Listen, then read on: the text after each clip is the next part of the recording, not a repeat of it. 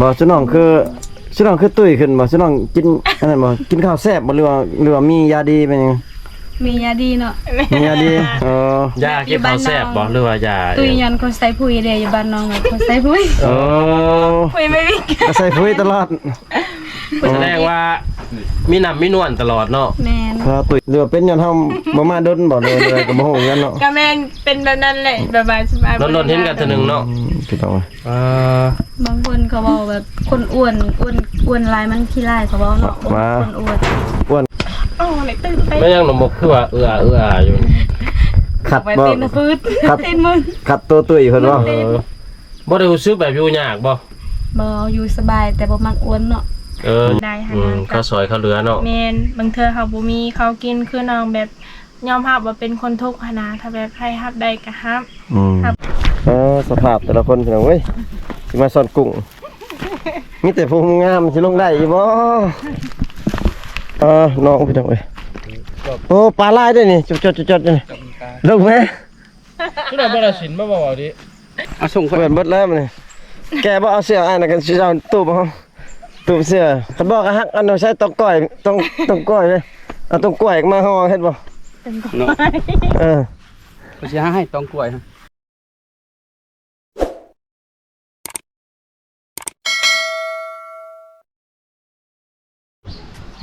ตัวพี่น้องเว้ยน้องสามหมึก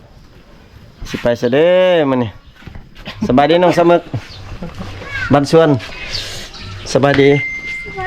สิไปใช่นี่ไปซ้อสิไปสอนยังสอนกุ้งหรือสอนปลาสอนกุ้งสิได้อยู่บ่เบิ่งสภาพคนไปนี่แต่งตัวงามพี่น้องเว้ยฮะสิพา FC ไปเบิ่งน้องเพิ่นไปสอนกุ้งกับน้องสาวดีพี่น้องเว้ยน้องสาวดีเพิ่นรอถ่ายอยู่ถึงเพื่อนเพิ่นพุ่นละเดี๋ยวสิ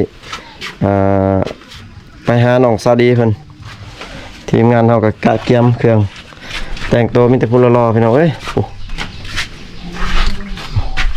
รอตลอดสบายดีเด้อพี่น้องรอตลอดนะจ๊ะเนาะรอแต่เกิดรอแต่เกิดน้องคือบ้านรถจักรไปจะขี่รถจักรน่ะกับน้องดีช่วยขี่3คนเลย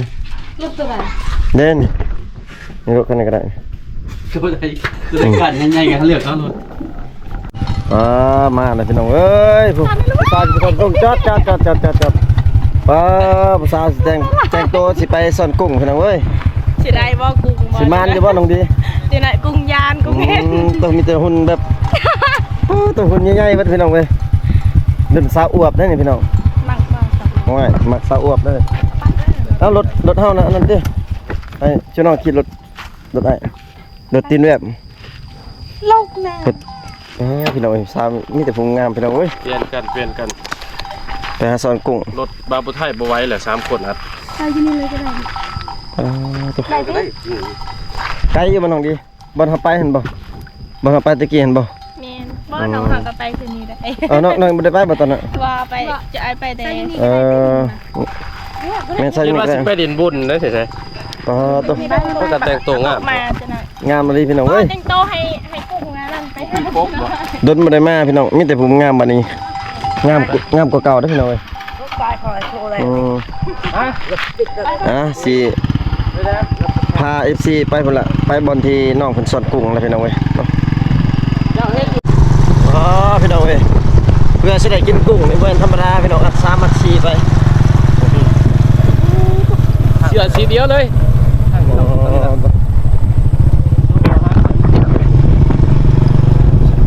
ธรรมดาพี่น้องเว้ยทีมงานพาลุยเข้าไปในหาสอนกุ้งตรงน้องสาวดีกับสาวหมึกเพิ่นเข้าไปก่อนล่ะมาฮอดแล้วพี่น้องเอ้ยมาฮอดหัวฮอดสวนเพิ่นล่ะพุ่นล่ะทางทีมงานบ่ไกลเพิ่นละกาทั้งน้องสาวดีกับน้องสาวหมึกเพิ่นจอดรถอยู่ผมนะพี่น้องเนาะอันนี้เป็นไห้ของเขาเจ้าเนาะพี่น้องไห้กับเที่ยงนาเพราะมันมีหน้าอยู่นี่เนาะพี่น้องเนาะแล้วก็สิลงไปสอนกุ้งอยู่เพิ่นล่ะอยู่ลุมพี่น้องบ่ฮู้ว่าสิได้หรือบ่ได้ก็รอติดตามกันพี่น้องเอ้ยสภาพแต่ละคนพี่น้องเว้ยสิมาสอนกุ้งมีแต่ผู้งามสิลงได้อีบ่ ขึ้นหน่อยล เล่ ง นเล่นนำแต่เราไม่อยาก ได้เลยมากินอยู่นี่เนาะหรือว่ากินอยู่พุ่นเลย บ่ได้แล้วแบบเที่ยงวันนี้เพศแล้ว อืม บ่กล้าเกินนะเที่ยง โอ้ยคนนี้จะได้มันเรา บ่ถ้าได้กุ้งเลยสิมากินอยู่เพื่อนบ่น้องดี เล่นกิน อ๋อคิดว่ากินอยู่นี่ กินบ่ได้แล้วอยู่นี่นะ คลั่มบ่บ่ได้คลั่มเด้อย่าแต่มันบ่มีกุ้งเด้ แกบ่ถือ ไปทางไหนเลยน้องมาทางไหนเลย ว่ากันสิสอนเนื้อน่ะไป ช่วยสิ ลงเด้อไอ้บ้าว น้องสิลง จังแทนเอ้ย อย่าได้เคยบอกขึ้นนี่ดิต้องบอกแล้ว บ้า แล้วมาเนี่ยนะ อ๋อบางเองเลย บ่ได้อ่านก็ว่า โอ้นกนี่ลายเนาะแซ่บๆตลอดคือสิได้กินอยู่นี่ มันก็แซวน กแซวตัวเห็นสองสาวสิลงไปสอน นี่จะหลุดใหญ่ๆอยู่ เราบุญไอ้ยันเจาะอันนี้นี่ รุ่นนี้รุ่นซ้ำรุ่น 80โล รุ่นนี้รุ่นซ้ำคาเลย สองคนจะตันปลายไปเลย ไงรุ่นนี้พี่น้องเอ้ย จะนี่บ่ ได้อยู่บ่ ถา น่ะ มมันเบิ่งถามเบิ่งน้องก่อนมีอยู่บ่กุ้ง เข้ามาสอนอยู่บ่ล่ะแต่ผ่านมาบ่มาสอนเลยป้อนกเอ้ย ขึ้น โอ้เป็ดน้ำเว้ยลายนี่เป็ดน้ำเฮ้ย ใช่ โอ้บินเป็ดน้ำป้าตัวบิน บอกไปเลยเป็ดนะ ก็เป็ดน้ำเนี่ย อยู่น้ำวะ เป็ดน้ำก็มี โอ้เฮ้ยนี่ดิ ก็เด้ก็เป็ดน้ำมันบิน มึงได้มึง เป็นน้ำแล้ว มึง บ่แม่นบ่เป็ดน้ำ เป็นน่ะเป็นปลาบ้านเพิ่นเฮ้ยมันโล่งหน่อยเนาะ คนเด้ออยู่น้องพี่น้องเอ้ยโอ้ปลาลายด้วยนี่จดๆนี่ลงไหม ที่เราบ่ได้สินมาบอกดิ เบิ้ง มีแต่น้องมึก ตุ๊กอยู่ในกระเป๋า บ่ได้สินมาบ่ บ่ มีแต่น้องมึกเอามา ลงเลย สิลงนี่เลย ไม่เซ็ตไม่ บ่ ได้ ได้เปื้อนชงเปื้อนเสือนั่น เอาส่งไป เปิดเบิดแล้วมันนี่แกบ่เอาเสื้ออ้ายน่ะกันสิเอาตู้บ่ตู้เสื้อคันบอกฮักอันเอาใช้ตอกก้อยต้องก้อยเว้ยเอาต้องกล้วยมาห่อเฮ็ดบ่ เนาะ เออ เขาจะให้ต้องกล้วยฮะ มีไปเอาไป ปุ๊บ เออ กำลังเขาเรียกว่า ว่ามันเป็นยอดบักใหญ่ว่าจังปกปิดเด้อ ตัวพี่น้องเอ้ย บ่เอายาชนิดก็ได้ คือสิได้อยู่นี่คันสอนนี่พี่น้องเอ้ยเบิ่งปลาลายเลย สิบ่ได้สินมาบ่ดิ บ่ โอ้หนำใหญ่ๆพี่น้องเอ้ย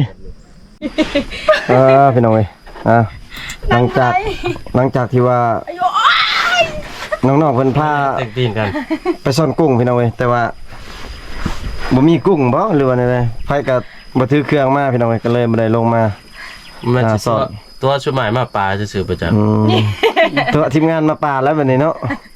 แล้วก็บ่ได้ลงซ่อนกุ้งพี่น้อง ยังหน้าหน่อยพี่น้องเอ้ยเปลี่ยนบรรยากาศหน่อยนึงกระเทินมาหอดเลย บ่อยากอยู่บ้านนี่เนาะไม่ใช่กุ้งนะพี่น้องคือว่า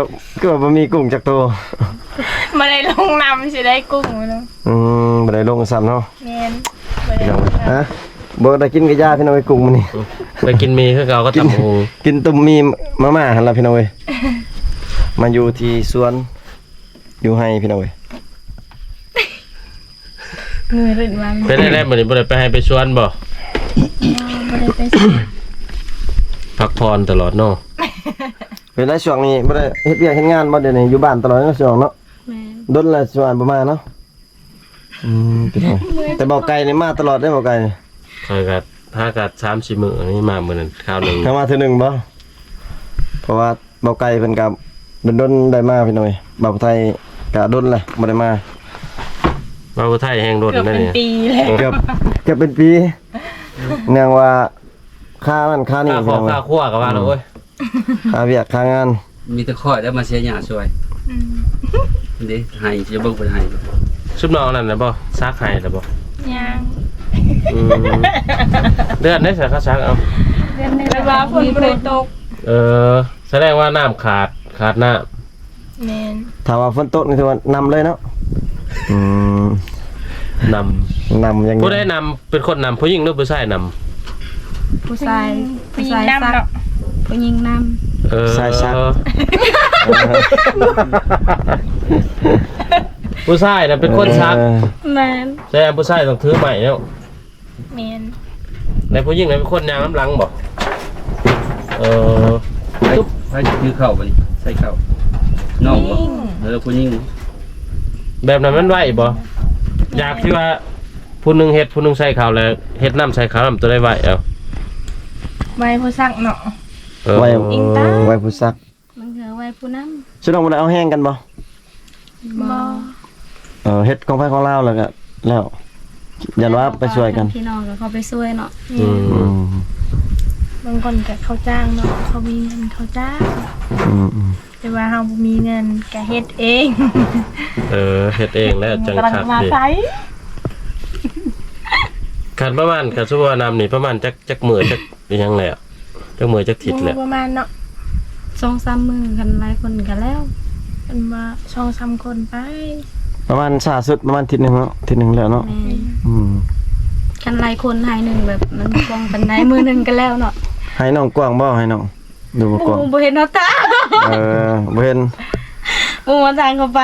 น้องดีบ่ได้เฮ็ดบ่ให้เป็นหยังเฮ็ดกันบ่ เฮ็ดแต่ว่าบ่รู้ทางไป โอ้โหทางไปคือกัน หัว แม่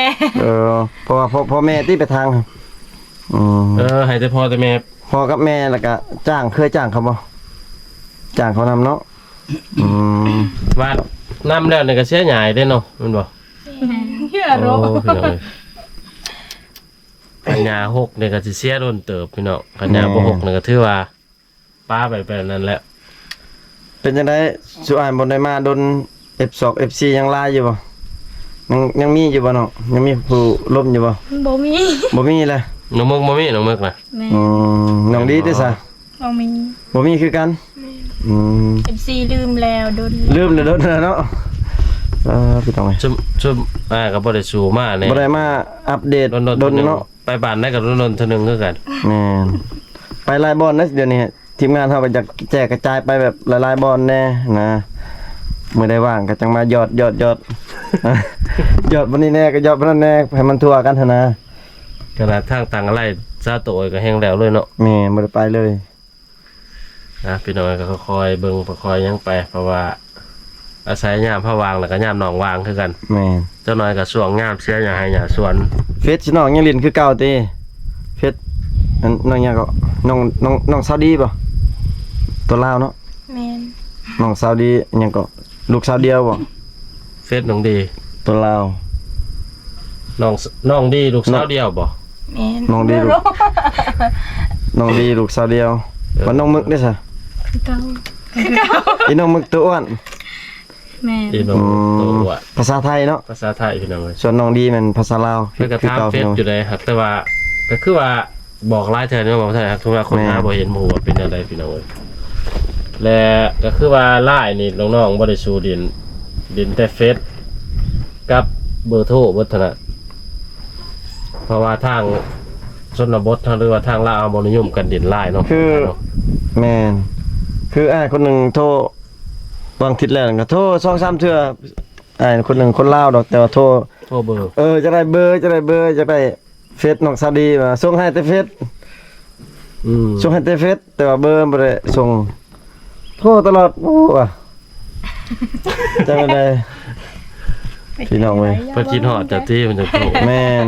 สงสัยอยู่พี่น้องคิดฮอดน้องซาดีไปจักกระส่งให้เพิ่นส่งเฟซแล้วให้เพิ่นจักคนอยู่ไส ซุมน้องก็บ่เห็นบ่เพิ่นแอดมาหรือว่าแชทมา บ่ฮู้เนาะบางเทื่อเห็นแต่ว่าบ่ฮู้จัก บ่ฮู้ว่าไผเป็นไผเนาะ แม่ มันหลายคนมาสิซะมันบ่ เป็นลายเพิ่นโพดเนาะ เอาหลายได้บางเทื่อได้หลายคนได้ หลาย บางเทื่อก็ตอบบ่ทันแม่นบ่ ยอมรับว่าหลาย หลายคนโพดแล้วบางทีก็ ไผจักไผหั่นน่ะแต่ถ้าเขารู้จักก็ฮับแบบนั้น ลักษณะคันผู้ใดแบบแชทมาดีก็แชทนำ แม่ ไผแชทมาเว้าแบบอันนั้นอันนี้แบบก็บ่แชทจังซี่เนาะ บอกทิมแล้วเนาะ พี่น้อง บ เอ้ อย กแบบบอกทิมเลยสบายเสร็จบ่ดี เคยบ่สิน้องบอกเคยบ่ เคย เขาเจ้าว่าบ่ดีแล้วบอกเลย จะได้เขาเว้าอีกซักเนี่ยเขาถ่ายรูปนั้นรูปนี้ไว้ให้เบิ่งบ่ แม่ ของลับเนาะ แม่ ถ่ายความลับมาให้เบิ่งเลยบอกเลยพี่น้องเว้ย เพราะว่าญาติซุปน้องเพิ่นแคปจอไว้แล้วก็บล็อกไว้ว่า เพราะว่าฉันว่าบ่เคยเห็นแบบนั้น เออ ก็เลยแบบยาก ฉันน้องละย่านกันบ่ ยากเนาะบ่เคยเห็นเขา เอาคันเพิ่นมาดินนี่จะได้เสพกามากว่าซั่นเพิ่นยังมาดินมาหยัง อันแบบเขายินดีสิแบบสิมาเล่นน้ำเขามาเล่นมาเที่ยวน้ำกะ ยินดีต้อนรับเนาะอันนี้เขาทรงสะสายบ่ได้ แม่นะ ถ้าอยากล่มอยากแซดน้ำก็ต้องเว้าที่ดีๆหน่อยหนึงเนาะ แม่น บ่ให้ทรงหูบทรงห้อยแบบบ่คักบ่แน่มากพี่น้องเอ้ยน้องว่าน้องย่า น้องว่าก็ย่านบ่ ยังย่านคือกันเนาะ อย่ามาย่านเขาบ่ส่งว่ะ ต่างการด่วน บาดอันนั้นเด้ซะบัดพอน้องซาวดีอันนั้นน้องอันนั้นเด้ได้แล้วบ่น้อง พอน้อง พอน้องหอมหั่นน่ะได้แล้วบ่หรือว่ายังเดี๋ยวนี้ฮะ บ่ได้ ยังบ่ได้ซ้ำ นี่ บ่ว่าแต่ดนแล้วยังบ่ได้อยู่ นุ่นเนาะ ตามเบิ่งนี่ต้องใช้แบบน้องๆเลือกเนาะบ่ใช่เนาะ แม่ มันจะว่าตาม สงสัยอยู่พี่น้องเอ้ย กะแม่นเนาะก็ยอมรับว่าเลือกคือค่อยๆยอมรับแบบว่า อืม แบบสิเอานำเข้ากับย่านอีกหั้นนะแบบต้องลมดนก็แบบว่าลมดนจังแบบเข้าใจกันจังเอากันได้หั้นนะ อืม แบบว่า แม่น สิลมไม่เขาให้เอากันเลยมันก็บ่ได้ เพราะว่าข่อยก็เคยผ่านความทุกข์หั้นนะ ถ้าก็ล่มกันได้2เทื่อฝ่ายจักเอาเลยเนาะ แม่นข่อย ต้องรบเดินก่อน ลม เลือกคือน้องว่าเลือกนี่บ่แม่นว่าเลือกว่าหน้าตาเฒ่าแก่หนุ่มน้อยเด้อพี่น้องเลือกว่านิสัยใจคอ แม่ แม่น เป็นแบบใดหั้นนะบ่แม่นว่าเลือกว่าผู้เฒ่าผู้หนุ่มแล้วสิบ่เอาก็เอาเบิด แม่นเก็บจนก็ได้แบบแค่แนว่าเข้าใจกันหั้นนะ อืม อยู่นำกันล่ะบางเทื่อถ้าแบบเขาฮักเฮาหั่นนะอีหยังที่แบบเฮาแบบต้องการอีหยังเขาก็เฮ็ดให้ได้หั่นนะ เขาซอยเขาเหลือเนาะ แม่นบางเทื่อเขาบ่มีเขากินคือน้องแบบยอมรับว่าเป็นคนทุกข์หั่นนะถ้าแบบใครรับได้ก็รับ อืม รับบ่ได้ก็บ่เป็นหยัง ครับบ่ได้คือเลิกเนาะ แม่นถ้าแบบสิคบนำน้องล่ะลูกน้องก็ต้องเบิก อืม เพราะว่าน้องมีลูกหั่นนะ ต้องรับได้เบิดซองเนาะ แม่นพ่อแม่น้องก็ต้องเบิ่งแยงหั่นนะเพราะว่าพ่อแม่น้องก็บ่มีไผเบิ่ง อืม เหมือนว่าสิเอาแต่ตรงนี้ไปแล้วก็บ่เบิ่งครอบเบิ่งครัวเนาะตรงนี้เนาะ แม่น ต้องเลยเบิ่งเบิด2พี่น้องเอ้ยทั้งลูกทั้งเต่าแล้วก็ทั้งครอบทั้งครัว บัดน้องสาวมึกได้มีแล้วบ่เฮ้ยบ่มีแม่นบ่คือว่าได้ยิน แห่งร้ายนั่น คือว่าได้ยินข่าวว่าสิเอาผัวแล้วมันบ่ได้เอาบ่ ตอนเป็นผู้สาวอยากได้คนละรอก็ยอมรับเนาะอยากได้คนรออยากได้คนรวยแบบอันนี้ผ่านความทุกข์แล้วบ่อยากได้แล้วคนรอคนรวยผู้ว่า เอาคนขี้ร้ายอีกเนาะ แม่น สรุปแล้วระหว่างเลือกคนนี่คนรอกับคนบ่รอนี่ตัวได้ดีเอา ถ้าแบบเลือกได้เนาะเอาคนบ่รอก็ได้เนาะคะแนนแบบ เขาหักแพงเขา อิงตามวัฒนาบางเทื่อเขารออันนั้นเขาบ่รอเขาก็นอกใจก็ได้เนาะบ่ดี มันก็ต้องเบิ่งนั่นแหละเนาะต้องเบิ่งว่าคนรอคนบ่รอใจดีบ่ ถ้าสมมุ คนรอใจดีบ่น่ะ เอาเข้ากันดนเฮาก็เข้าใจความนิสัยเนาะว่าเป็นแบบใดหั่นนะอันนี้เฮาหากันเสร็จกันใหม่ๆ อืม ยังมาแต่งมาขอ บ่ได้ทำบ่ได้เนาะ บางคน FC นะก็ทักมาก็ว่าสิเป็นก็เนาะ มันก็ทำบ่ได้เนาะ แม่นพี่น้ ถ้า อง แบ เอ้ บ ย เขาเจ้าก็ว่าอยู่ว่าไอเห็นในโทรศัพท์แล้วไอหับได้หั่นนะ มั มัน น ถึ ก็ งตัวจริงแล้วบ่ได้ก็มี ให้ไปเบิ่งอยู่เฮือนก่อนว่าหับได้หรือบ่ได้หั่นนะ แม่นบางเทื่อเห็นแต่ในคลิปผัด แม่น มาเห็นเฮือนเห็นซ่านผัดสิบ่มักน้องอีกพี่น้องเอ้ย แม่นเพราะว่าน้องก็ยอมรับว่าบ่งามเนาะแถมจนอีก ต้องมาเบิ่งตัวจริงก่อนเนาะ แม่น บางทีมาเบิ่งตัวจริงมันตาเล่ผมรับบ่ได้เลย บางเทื่อเนาะเห็นในคลิปละแบบงาม บ่ได้เห็นตัวจริง ๆเลนนี่ จนบ่จื้อว่าย่างกายก็บ่ฮู้ว่าไผ บ่ได้แบบว่าเขาว่าอีกยันชุมน้องตัวอาย มันก็ยังบ่ได้เนาะเพราะว่าเฮาก็ยังบ่เห็นตัวจริ เอา ง ก็ นะ แม่น บ่เค แม่ ย น เห็ เฮาน ยังบ่ได้แบบใกล้ชิดติดแท้หรือบ่ได้ฮู้นิสัยใจคอกันดีเนาะ กันเห็นกัน ถ้าก็เห็นกันในแชทบ่ได้ขอความกับบ่ติชุมน้องเนาะแต่ว่าทางบางคนมันก็ว่าชุมน้องเลือกหลายว่ะ อืม ก็เลือกเนาะยอมรับ น้องเลือกก็เลือกคือน้องว่าเนี่ยพี่น้องเลือกเบิ่งคนนิสัยดีบ่ เลือกเบิ่งนิสัย นิสัย บ่แม่น ใจ เลือก คอ คนรอคนรวยคนนั้นบ่ได้เลือกคนน่ะ ให้เวลาเป็นเครื่องพิสูจน์พี่น้องเอ้ย บ่ชุน้องคือตุ้ยขึ้นบ่ชุน้องกินอันนั้นบ่กินข้าวแซ่บบ่หรือว่ามียาดีเป็นหยัง มียาดีเนาะ มียาดียาเก็บข้าวแซ่บบ่หรือว่ายา ตุยยันเขาใส่ปุ๋ยเด้อยู่บ้านน้องน่ะเขาใส่ปุ๋ย โอ้ คุยไม่วิ่ง ก็ใส่ปุ๋ยตลอด แสดงว่ามีน้ำมีนวลตลอดเนาะ แม่น พาตุ้ยขึ้นนะพี่น้องเอ้ยดนบ่ได้มาตุ้ยขึ้นน้องว่าเป็นย้อนเขาเจ้าใส่ปุ๋ยอืม สงสัยอยู่พี่น้องกินปุ๋ยหลายโอ้ ไหนอะไรจะดก มัน เนี่ย ก็งามขึ้นนี่ได้พี่น้องเอ้ย เยอะอย่าปังจะดกนะ แท้ได้นี่เลยว่าจริงเลย แบบ เที่ยวยังงามขึ้นกว่าเก่าได้หรือว่า ขึ้นแล้วก็งามขึ้น หรือว่าเป็นย้อนเฮาบ่มาดนบ่เลยก็บ่ฮู้กันเนาะ ก็แม่นเป็นแบบนั้นแหละแบบว่าสบาย นนท์เห็นกันเทื่อนึงเนาะ พี่น้อง บางคนเขาบอกแบบคนอ้วนลายมันขี้ลายเขาบอกเนาะคนอ้วน อ้วนกดอุ่นเด้ แต่ว่าไปใส่มาใส่กับบ่กล้าอยู่ไกลเขานะเพราะว่าเฮาเป็นคนอ้วนเหมือนกัน บ่คนอ้วนนี่เฮาคนจอยนี่ไปนำคนอ้วนนี่คนอ้วนปกป้องเฮาได้ เวลาสิมียังมาแตะต้องเฮานี่คนอ้วนเข้ามาอันนั้นเด้ อ้วนใจก็โตเนาะไอ้ยังบ่ได้ คือน้องเพิ่นว่าพี่น้องเลยว่าย่านอ้วนได้เลยว่าตุ๋ยได้ย่านบ่มีคนมักก็ลองให้ถาม FC เบิ่งว่ามักอยู่บ่รุ่นแบบนี้เลยรุ่นใหญ่ๆแบบ รุ่น50กิโล 56 60บ่น้องดีจักกิโลเนาะ 65 65บ่น้องได้ซะ 60 60 แม่น ผู้ดี125โล 65กับ60พี่น้องเอ้ย ลึกเลยคันผู้บ่าวนี่สิเอาผู้บ่าวหุ่นใหญ่หรือผู้บ่าวหุ่นน้อยเอาคันว่าผู้บ่าว ได้ก็ได้ หรือผัวในอนาคต เขา เนี่ย มักเฮาแบบเขาบ่ติเฮาอ้วน คันรุ่นแบบ ยันว่าคิดว่ามัน ตัวน้อยๆแน่ครับ รุ่นใหญ่ๆคือกันรุ่นแบบตัวใหญ่คือกัน ก็รุ่นใดก็ได้เนาะ มันบ่สำคัญติ แม่น อืม สำคัญ เดี๋ยว จิตใจ เนี่ยพี่น้องเอ้ย ก็คือว่าบ่ได้ตีเลยเลือกพี่น้องเอ้ยพี่น้องว่า บ่เป็นไร แสดงว่าเอาเบิดเนาะ นั่นแหละ ขอแต่ว่านิสัยเข้ากันพี่น้องเอ้ยแล้วก็รับได้พี่น้องเอ้ย แต่ พี่น้อง ว่า คน อย่า ว่าง หั่น แต่ทางผู้บ่าวครับบ่ได้เนาะ แม่น เพราะกันหลายอย่างคือน้องเมาผ่านมาเนี่ยพี่น้องเอ้ยคันว่ารับได้ก็ถือว่าจัดไป แบกน้ำหนักเลย ชิน้องบ่คิดไปว่าอยากลดหุ่นอย่างนั้นบ่คิดกันบ่คิดอยู่บ่ ยามันก็บ่ลงเนาะ แสดงว่ากินแล้วยานี่ กินแล้ว แต่ว่าบ่ลงเนาะ กินยาลดหุ่น กินแล้วแห้งขึ้นพุ่นล่ะเอ้า กินแล้วให้กินข้าวแซ่บ เมื่อยแล้ว บ่ช่วงหนึงซุ่มหนองจ้อยได้ช่วงหนึงเลย แล้วก็มาช่วงหนึงก็ตุ้ยช่วงหนึงก็จ้อยแล้วกลับมาตุ้ยขึ้นนี่แหละ ลงขึ้นเนาะ ตัวเองขึ้นลงนี่ แสดงว่าได้อาหารดีกินข้าวแซ่บได้พี่น้องเอ้ย ตอนนั้น จะอุดม เขา สม ยัง บูรณ์ บ่ได้ไปส่งปุ๋ยมันก็จ้อยเดี๋ยวนี้เขาไปส่งแล้ว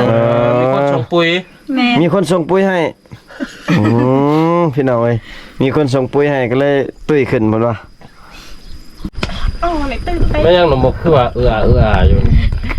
ขัด ไป บ่ ตีนฟืด ขัด ตีนมึง ขัดตัวตุ้ยเพิ่นว่า บ่ได้รู้สึกแบบอยู่ยากบ่ บ่อยู่สบายแต่บ่มักอ้วนเนาะ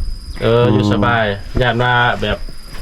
ยังแน่นกับต้นกับโตหั้นนะ บ่ได้แน่น คือ แต่มัน คือ เป็นเนาะยำนุงทรงแบบคัน น้ ว่า อง แบ่งได้ก็สิแบ่งให้หมู่แน่เนาะ น้องซาดี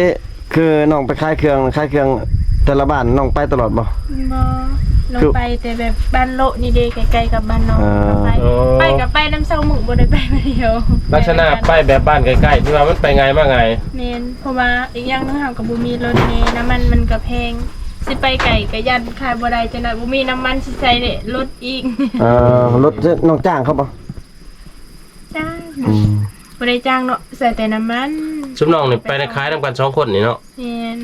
ไปนำกันเลย โอ้คือน้องเอ้ย ถ้ามีงานที่ยังไปขายอยู่บ้านเขาเจ้า แม่น แม่งยังผึกนะมันตอดน้องนะมันตอดเนาะ ผู้ใดแบบ มัน ลั ห ก อม ษ พ ณะ อ เขาบักซื้อเครื่องน้ำภายหลายกว่าระหว่าง2คนนี่ บ่เนาะผู้หนึงตำมะพุ่งล่ะผู้หนึงขายเครื่องแกขาย ผู้ใดตามมาหุงนะแสดงว่าเมื่อจะได้ให้แม่ค้าขายมาหุงได้ตำกิน ตำไปกิน เปลี่ยนกันตามเนาะ กำไรเท่านึงในประมาณในผู้ใดจักแสนเอาไปขายเท่านึงเอาแบบที่ว่าขายดีที่สุดเอา บ่ได้กำไรซ้ บ่ได้กำไร ำแม่น บ่ฮอดบ่แสน2แสน น้ำมันรถ2คันก็2,500เนาะใส่ ต่อตัว ใส่น้ำมันรถแบ่งหมู่แน่เนาะหมู่ไปนำ2คนเพราะว่าออกทุนค่อยกับมึก2คนก็เจ้าก็ไปนำซื่อ ส่วนนายเลยขายกระโมนี่ตำบักหุงกับเบียร์บ่ ๆแม่นเบียร์แล้วก็จุจำเอ็นเนาะ ในตะเวน ในตะเวน แสดงว่าบ่ได้กำไรสิน้องว่านี่ อิงตามเนาะ จนแบบมีรถ ได้แต่มันบ่หลาย กำไรน้อย ได้ แต่นี่ บ่มี มี รถ มีรถใส่น้ำมันรถในให้หมู่ไปนำ แม่นๆบ่ได้คันว่ารถตัวเองเนี่ยบ่ได้ใช้น้ำมันหลายเนาะ จ้างน้ำมัน บ่ได้ นี่ จ้าง ก็เบิดแล้วกำไรมันสิหลายไปแน่เนาะ ก็คือตอนนั้นเอาไปรถอันนั้นรถใหญ่เข้าเนาะบ่ได้เสีย เขาไปส่งบ่ได้เสียน้ำมันก็กำไรแล้ว ก็ได้หลายโอ้ หากแต่ว่าคันว่ามีงานได้จังได๋ขายแม่นบ่คันบ่มีงานแล้วบ่ได้ขายเครื่องน่ะ แม่น พี่น้องเลยอาศัยขายตามงานน้องงานแต่ง เดี๋ยวนี้ก็ยังไปนั่นบ่ ไปกันมีรถเนาะมื้อว่าสิไปแต่ยันบ่มีรถ คือบ่ย่างไปแต่เช้าๆเลยลูกย่างไปนอนเลย ยังไปดีฮอดพุ่นก็เมื่อยแล้ว โอ้พี่น้องเลยแม่นได้พอได้ซื้อเอาแป้งน้ำแดงคือเพิ่นว่าเนาะ แม่ตัวได้กำไรก็ซื้อขนมให้ลูกให้เต้าแล้วก็ซื้อทาสีหน้าสีตาอีกหน่อยให้มันงามอีก ซื้อเครื่องเขาเห็นไหมเครื่องแต่งกาย พี่น้องเว้ยก็เยี่ยมยามทำข่าวน้องสามึกแล้วก็น้องสาวดีพี่น้องเว้ยเนาะมาซ่อนกุ้งว่าสิกินกุ้งพี่น้องเว้ยแต่ว่าบ่มีกุ้งซ้ำก็เลยมานั่งลมกันอยู่นี่แล้วก็สิได้กลับเมื่อเฮือนเมื่อซ่านของน้องสาวดีพุ่นล่ะพี่น้องเว้ยเนาะน้องๆก็ยังคือเก่าพี่น้องเว้ย